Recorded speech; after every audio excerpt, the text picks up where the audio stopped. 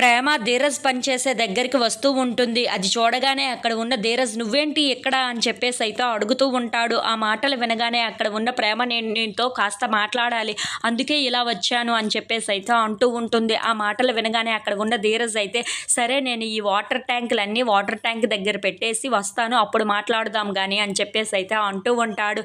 ఆ మాటలు వినగానే అక్కడ ఉన్న ప్రేమ మాత్రం లేదు లేదు నేను నీతోనే రావాలనుకుంటున్నాను, తర్వాత కలిసి ఇద్దరం మాట్లాడుకుందాం అని చెప్పేసి అయితే అంటూ ఉంటుంది.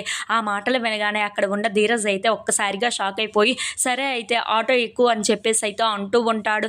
ఇంతలో అక్కడ ఉన్న ధీరజ్ స్టార్ట్ చేస్తూ ఉంటాడు. అదంతా కష్టం చూసి అక్కడ ఉన్న ప్రేమ అయితే మా కోసం ధీరజ్ ఇంత కష్టపడుతున్నాడా అని చెప్పేసి అయితే అనుకుంటూ ఉంటుంది. ఇంతలో అక్కడ ఉన్న ధీరజ్ని అలా చూస్తూ ఉండిపోతుంది. ఇంతలో అక్కడ ఉన్న ధీరజ్ అయితే ఏంటి అలా చూస్తున్నావు అని చెప్పేసి అయితే అడుగుతూ ఉంటాడు.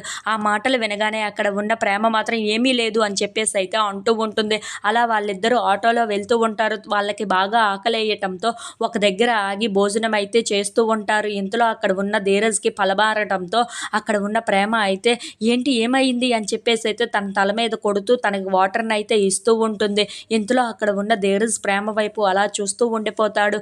ఇంతలో అక్కడ ఉన్న ప్రేమ ధీరజ్ వైపు చూసి నువ్వు కాలేజీకి రావటం లేదు, క్లాసులు కూడా వినటం లేదు, అలా అయితే ఎలా, నీ చదువు పాడైపోతుంది కదా, అప్పుడు మీ నాన్నగారు నీ మీద చాలా కోపడతారు, అలా అలా ఉండకూడదు, నువ్వు బాగా చదవాలి అని చెప్పేసి అయితే అంటూ ఉంటుంది. ఆ మాటలు వినగానే అక్కడ ఉన్న ధీరజ్ అయితే ఒక్కసారిగా షాక్ అయిపోయి ప్రేమ వైపు అలా చూస్తూ ఉండిపోతాడు. ఇంతలో అక్కడ ఉన్న ప్రేమ అవును ధీరజ్, నువ్వు క్లాసులకి రావాలి, చదువుకోవాలి, నువ్వు బాగా చదవాలనే కదా మీ నాన్నగారు నిన్ను ఇంత కష్టపడి చదివిస్తున్నారు, అలాంటిది ఇప్పుడు నువ్వు క్లాసులకి రావట్లేదు, అలాగే వినటం లేదు కూడా, అలా ఎలా, నువ్వు ఇక నుండి బాగా చదువుకో అని చెప్పేసి అయితే అంటూ ఉంటుంది.